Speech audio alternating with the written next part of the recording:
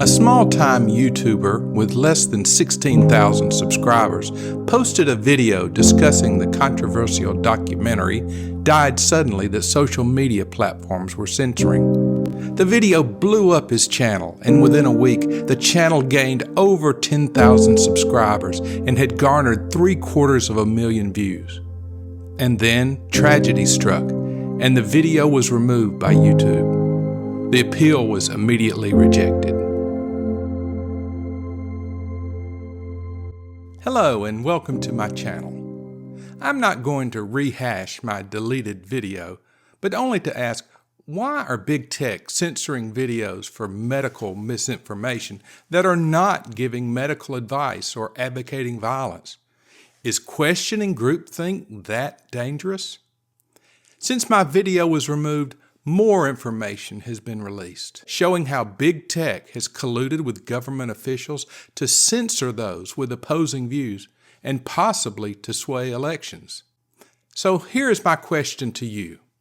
Are big tech censoring views and medical information for altruistic reasons, or maybe out of the goodness of their hearts, or for some other reasons?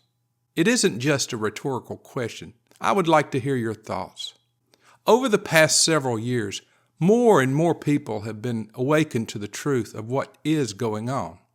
They're being red-pilled.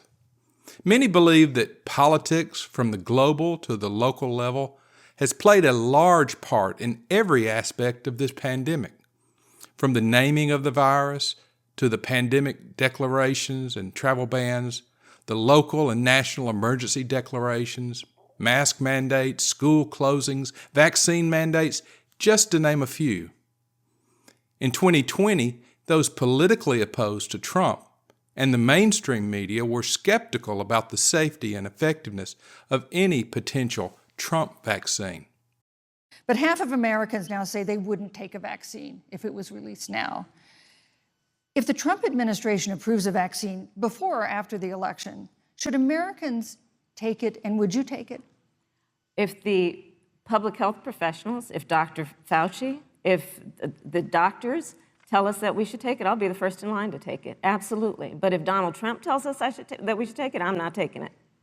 Then once Trump was out and the others were in, they made a 180-degree turn.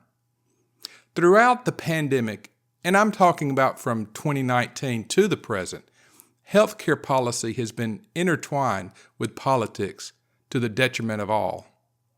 Read this article. Does it appear that the leadership of the World Health Organization makes pronouncements only for our good or based on the pressure from government leaders? In this story from Reuters on February 3rd, 2020, the chief of the World Health Organization says that, quote, unnecessary interference with international travel and trade are not needed. He calls on countries to implement decisions that are evidence-based. That sounds good. At the time of this article, there had been already over 17,000 confirmed COVID infections in China and 361 deaths. But as the article points out, 1 week prior, he had met with the Chinese president, and though I don't know what decisions were made, it certainly appears that they were favorable to China. The governmental authorities in the United States colluded with big tech to suppress free speech and dissenting viewpoints. Maybe, just maybe, those that lament the loss of trust in authority should look in the mirror.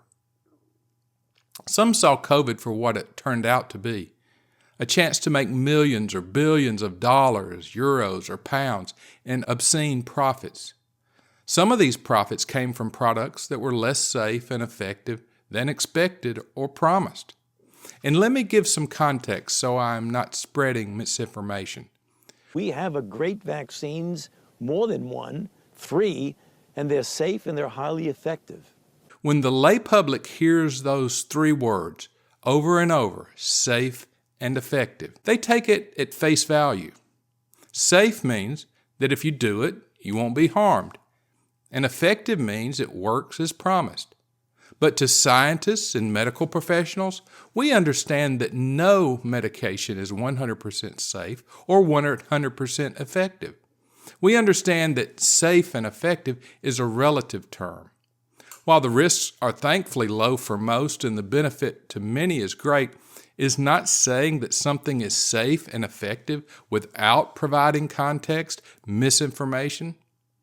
I think we all know that certain COVID vaccines are restricted from certain groups due to increased risk of adverse events, so they are not all 100% safe.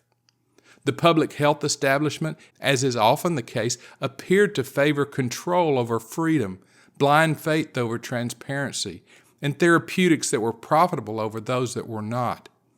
Never before in my lifetime have so many people been so strongly convinced that the bureaucratic and medical establishment have not been looking out for their well-being. They have fueled the anti-vax movement by their actions. Are they actually causing the red pilling? Many have pointed out that the recommendations were following a one-size-fits-all approach, simplicity over nuance, groupthink over independent thought. Herding the masses like sheep may be expedient for a totalitarian government, but I personally don't think that it's the best for a free and open society. Thank you for watching. Please like and subscribe if you want to hear more. God bless.